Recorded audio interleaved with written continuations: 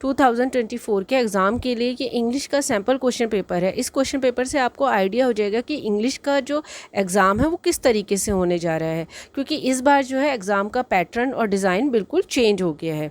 तो इन्होंने साथ में नोट भी दे दिया है किस तरीके का, कि दे रहा है 33 questions in all divided into 2 parts, की 2 पार्ट्स में टोटल जो है वो आपके 33 क्वेश्चंस आएंगे क्वेश्चन पेपर में।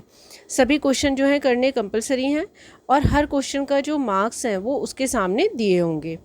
आगे वो साथ बता रहे हैं कि 1 to 16 जो क्वेश्चंस हैं वो ऑब्जेक्टिव टाइप क्वेश्चंस होंगे सब पार्ट्स में। वो MCQ की हो सकते हैं, मतलब मल्टीपल चॉइस क्वेश्चन हो सकते हैं, फिल इन द ब्लैंक्स की फॉर्म में, true false, match the column, one word answer type questions भी उसमें हो सकते हैं।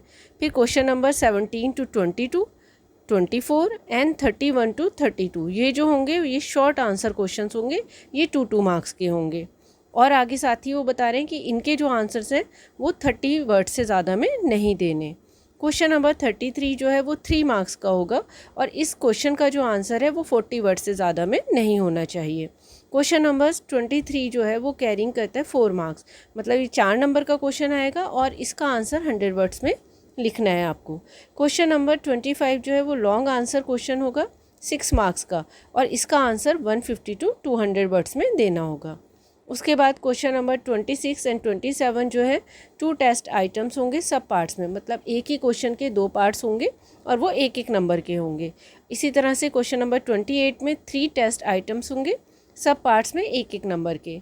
एंड 29 to 30 ये जो होगा 4 टेस्ट आइटम्स होंगे एक एक नंबर के। तो अब आप देख लीजिए कि आगे नीचे सैम्पल क्वेश्चन पेपर दिया हुआ है। देखिए रीडिंग सेक्शन है।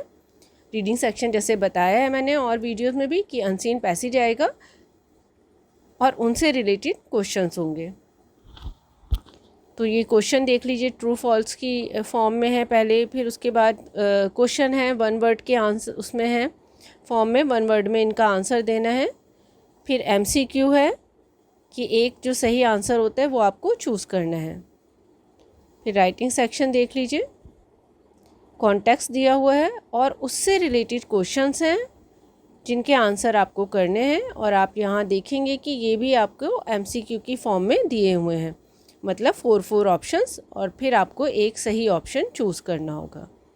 ये देखिए इस तरह से आप चाहें तो इनका स्क्रीनशॉट लेकर इस क्वेश्चन पेपर को सॉल्व करके भी देख सकते हैं, आपकी प्रैक्टिस हो जाएगी।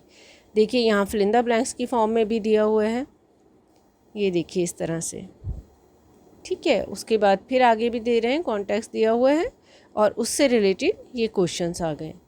ये भी आप देखिए MCQ की फॉर्म में है, आपको रीड करना है और उससे रिलेटेड क्वेश्चंस हैं और उनके आंसर सही आंसर चूज़ करना है। फिर उसके बाद ये एक टेक्स्ट दे दिया है और उस टेक्स्ट से रिलेटेड क्वेश्चंस हैं।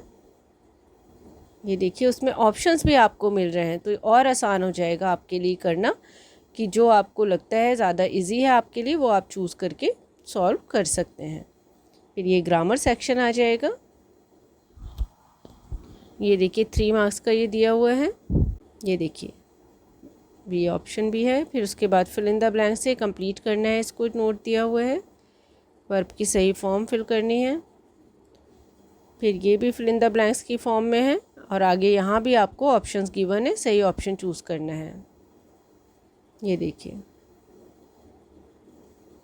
मतलब डिटेल आपको स्टडी ज़रूर करनी है।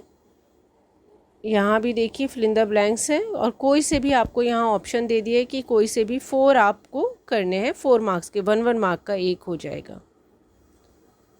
ये भी देखिए इसमें fill in the blanks of any 2 with correct conjunction, यहाँ पे कंजक्शन फिल करने और सिर्फ आपको ऑप्शन भी गिवन है, सिर्फ 2 करने जो आपको लगता है सही से आते हैं, सिर्फ वो आप ऑप्ट करिएगा। सेक्शन D जो है वो लिटरेचर है, मतलब बुक से आएगा, तो 6 मार्क्स का इसमें पोएम में से आएगा और 9 मार्क्स का प्रोज, मतलब बाकी के जो चैप्टर्स हैं उनमें से आएगा। इस तरह से ये देखिए, तो ये सिर्फ सैम्पल के लिए आपको दिया है। ये NIOS की वेबसाइट पर भी दिया हुआ है, तो वहाँ से भी चेक कर सकते हैं।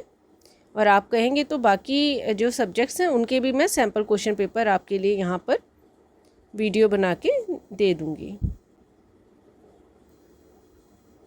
और अगर आपको इसकी PDF चाहिए हो तो आप मुझे ईमेल कर सकते हैं। ये पार्ट B आ गया, जैसे बताया था 2 पार्ट्स में है, ये इसका दूसरा पार्ट आ गया। इसमें भी इसी तरह से रीडिंग सेक्शन है और इसी तरह से राइटिंग सेक्शन के आ गया है।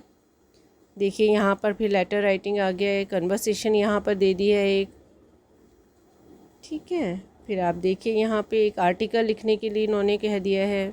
तो जो बी पार्ट है उसमें राइटिंग वर्क ज़्यादा है और ए पार्ट में आपने देखा कि सब फिलअप के लिए एमसीक्यू थे। ये देखिए ये ग्रामर सेक्शन आ गया, प्रपोजिशन फिल करनी है, देखिए डायरेक्ट इनडायरेक्ट स्पीच आ गई है, कंजक्शन फिल करने यहाँ पर, ये उसके बाद करेक्ट फॉर्म ऑफ वर्ब का क्वेश्चन है।